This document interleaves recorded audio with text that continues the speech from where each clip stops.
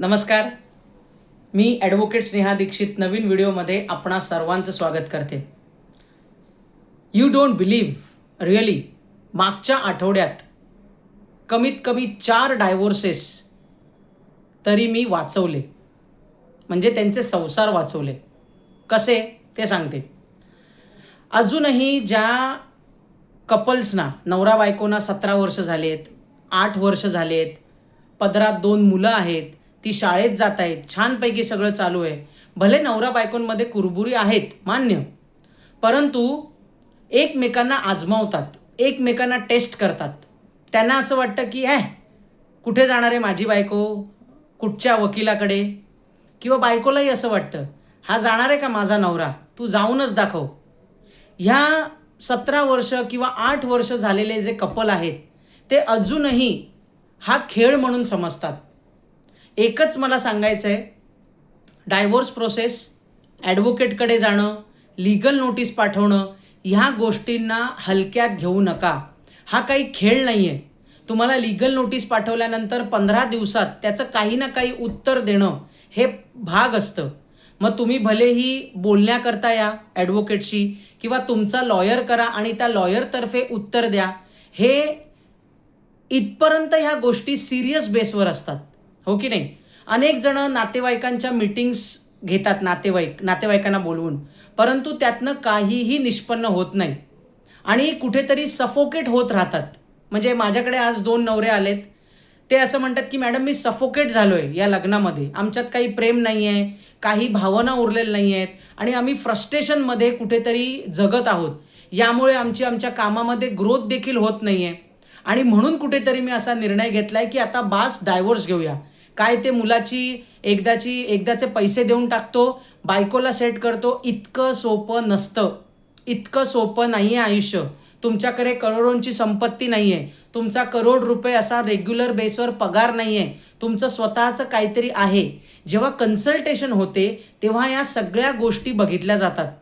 पैसे देऊन टाकले आणि त्याचं लाईफ सेट करून टाकलं की तुम्ही सुटलात परत बॅचलर लाईफ जगायला, असं होत नाही.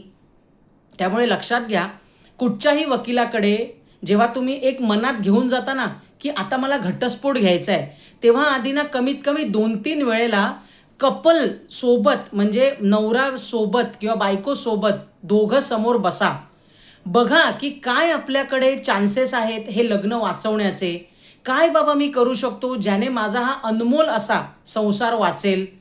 कारण बाहेरची प्रॅक्टिकलिटी प्लस कोर्टामधली प्रॅक्टिकलिटी ही अतिशय वेगळी आहे, हो की नाही. आणि ह्या जेव्हा गोष्टी मी क्लायंटना समजवते तेव्हा कुठेतरी ती ढगातनं जे उडत असतात ना आकाशामध्ये, ते कुठेतरी जमिनीवर येतात.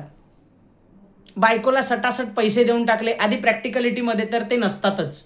मुलांच्या फी भरून टाकल्या की झालं, मी सुटलो, असं होत नाही. आणि ही बाब मी बायकांना सुद्धा सांगते.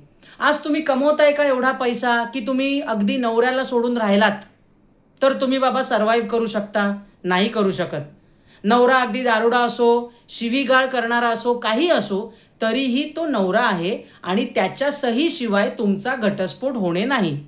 आणि त्यामुळे ह्या 5-5 वर्ष, 8-8 वर्ष जे घटस्फोटाच्या केसेस चालू आहेत, ज्यामध्ये तुम्हाला वकिलाला पैसा द्यायला लागतो, ज्यामध्ये तुमची मेंटल हेल्थ पूर्णतः त्याच्या धज्जिया उडालेल्या असतात, त्यापेक्षा सोपं काय आहे, काय चान्सेस आहेत हे तुम्हाला कन्सल्टेशन घेऊन त्या वकिलाशी बोलूनच कुठेतरी तुमचा संसार हा 100% वाचू शकतो.